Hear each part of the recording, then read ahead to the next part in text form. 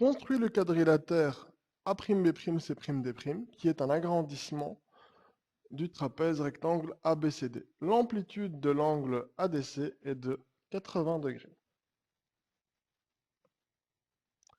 Alors, je vais d'abord noter dans mon petit dessin le fait qu'on ait un angle de 80 degrés ici. Ça va m'aider pour la suite.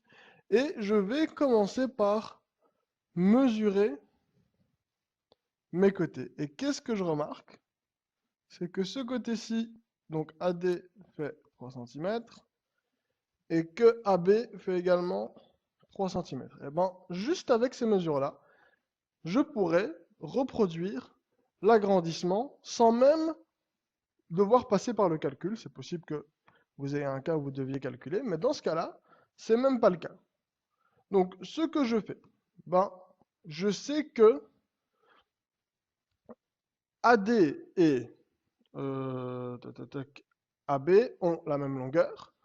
Donc, je vais ouvrir mon compas bien grand pour pouvoir reporter la longueur. Pardon. Ok. AD à partir du point A. Voilà. Je trace un arc de cercle et je sais que mon point D est ici quelque part. Et je sais que c'est un trapèze rectangle. Donc forcément ici l'angle droit, il est en A. Donc je vais tracer tout simplement un angle droit. Donc je fais ma petite construction ici en rouge. Voilà. J'ai mon nouveau point B qui sera nommé B'. Voilà. Maintenant, qu'est-ce qu'il me reste à faire? Ben, je sais que l'angle D vaut 80 degrés. Et je sais que mes droites AD et BC sont parallèles vu qu'on est dans un trapèze. Donc, je vais déjà tracer une parallèle en... Je vais la faire ici en gris. Après, je repasserai dessus. Je vais faire une parallèle à AD qui passe par B.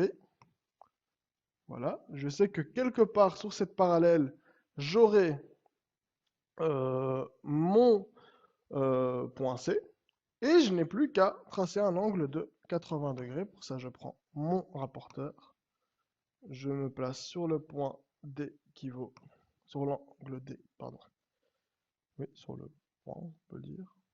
D qui vaut 80... et qui aura donc une amplitude de 80 degrés pour mon angle. Ok, voilà. Et je n'ai plus qu'à tracer. Pardon. On peut augmenter la taille de mon équerre. Voilà.